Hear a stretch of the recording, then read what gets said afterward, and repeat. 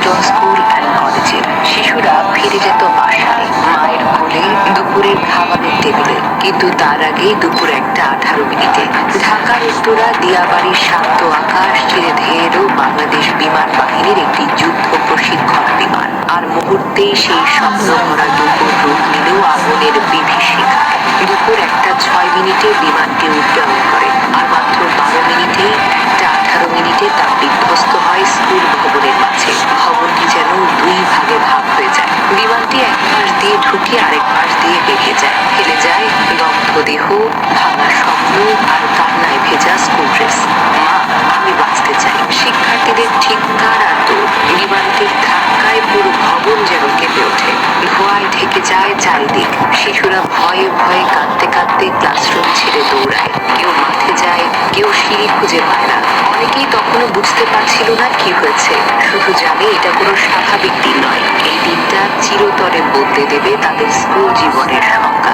সরেজমিনে প্রত্যক্ষদর্শীদের বর্ণনা অনুযায়ী বিমানটি পশ্চিমমুখী দোতলা হায়দার আলী ভবনের প্রধান ফটকে সরাসরি আঘাত করে। ভবনটির মাঝখানে অবস্থিত প্রধান ফটক এবং দোতলায় ওঠার সিঁড়ির নিচে স্টাফদের কক্ষ ছিল। বিমানটির ফটক ভেঙে ভবনের এক পাশ দিয়ে প্রবেশ করে এবং অন্য পাশ দিয়ে বেরিয়ে। আর মাত্র 10 মিনিট পর স্কুল ছুটি। বিমানটি পশ্চিমমুখী দোতলা ফটক এবং দোতলায় ওঠার সিঁড়ির নিচে স্টাফদের কক্ষ ছিল। বিমানটির ফটক হয়ে যেত মাইলস্টোন স্কুল অ্যান্ড কলেজের শিশুরা ফিরে যেত বাসায় মায়ের কোলে দুপুরের খাবারের টেবিলে, কিন্তু তার আগেই দুপুর 1:18 ঢাকার উত্তরা দিয়াবাড়ির শান্ত আকাশ ছেড়ে ধেয়ে এলো বাংলাদেশ বিমান বাহিনীর একটি যুদ্ধ প্রশিক্ষণ বিমান। আর মুহূর্তেই সেই স্বপ্ন ভরা দুপুর রূপ নিল আগুনের বিভীষিকায়। দুপুর 1:06 বিমানটি উড্ডয়ন করে, আর মাত্র 12 মিনিটেই 1:18 তা বিধ্বস্ত হয় স্কুল ভবনের মাঝে। ভবনটি যেন দুই ভাগে ভাগ হয়ে যায়। বিমানটি এক পাশ দিয়ে ঢুকে আরেক পাশ দিয়ে বেরিয়ে যায়, ফেলে যায় দগ্ধ দেহ, ভাঙা স্বপ্ন আর কান্নায় ভেজা স্কুল ড্রেস। মা, আমি বাঁচতে চাই। শিক্ষার্থীদের চিৎকার আর দৌড়। বিমানটির ধাক্কায় পুরো ভবন যেন কেঁপে ওঠে।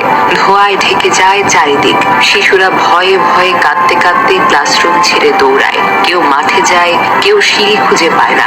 অনেকেই তখনও বুঝতে পারছিল না কি হয়েছে, শুধু জানে এটা কোনো স্বাভাবিক দিন নয়। এই দিনটা চিরতরে বদলে দেবে তাদের স্কুল জীবনের সংজ্ঞা।